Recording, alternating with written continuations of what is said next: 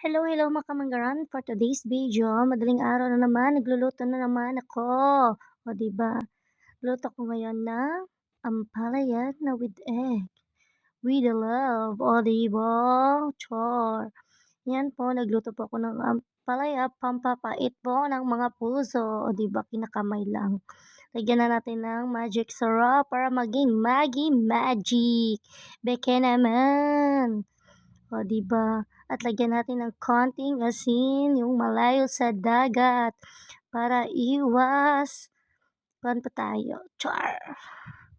'Di ba, iwas sakit. O, 'yan na po. Tapos takpan na po natin. After a few moments later, tingnan na natin, 'yan na po.